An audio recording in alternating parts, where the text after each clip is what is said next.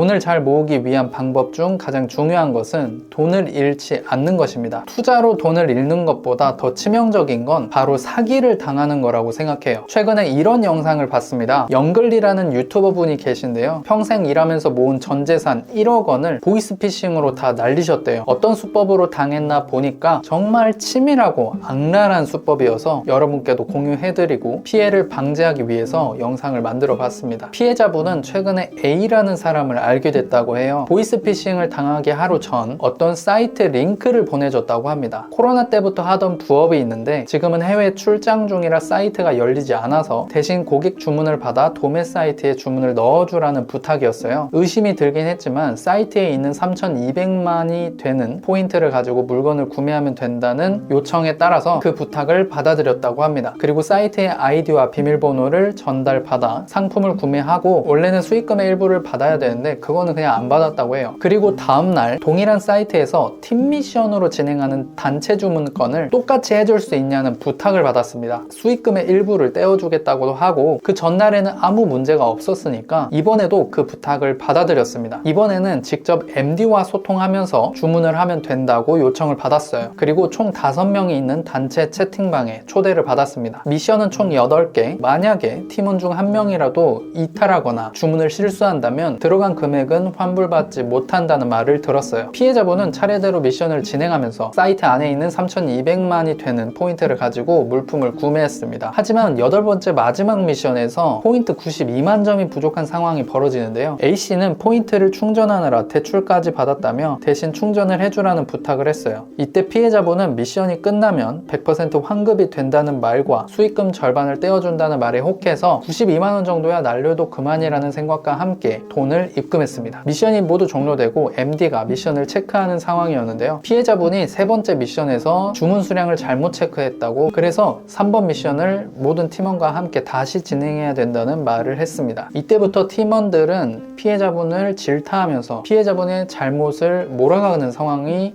조성이 됐어요. 피해자분은 미안한 마음을 가지고 얼른 해결해야겠다는 생각을 했다고 합니다. 이런 상황이 벌어지면 누구나 미안한 마음이 들 것 같아요. 왜냐하면 큰 돈이 걸려 있는 상황이고 그 돈을 환불받지 못하는 상황은 누구나 상상하기 싫잖아요. 하지만 겁이 나서 미션을 중단하고 싶다고 MD분에게 말을 했지만 지금까지 팀 미션에 들어간 금액들 1억 8천만 원을 배상해야 된다고 협박을 받습니다. 울며 겨자 먹기로 다시 미션을 진행하죠. 하지만 3번 미션을 진행하는 도중에 전산 오류가 발생했다고 하면서 4번부터 8번까지 미션을 다시 팀원들과 함께 진행해야 된다고 말을 합니다. 4번 미션부터는 1,000만 원 이상 금액이 넘어가기 때문에 전 재산을 정리하면서 돈을 입금하기 시작했어요. 계속 팀원들은 피해자분을 원망하고 질타하면서 자기는 적금까지 깼다, 대출까지 받았다 초조하게 몰아가기 시작합니다. 결국 전 재산까지 모두 입금했지만 8번 미션에서 2,500만 원 정도의 금액이 부족해서 A씨에게 이 이야기를 전달하고 A씨가 다음날까지 내가 준비를 하겠다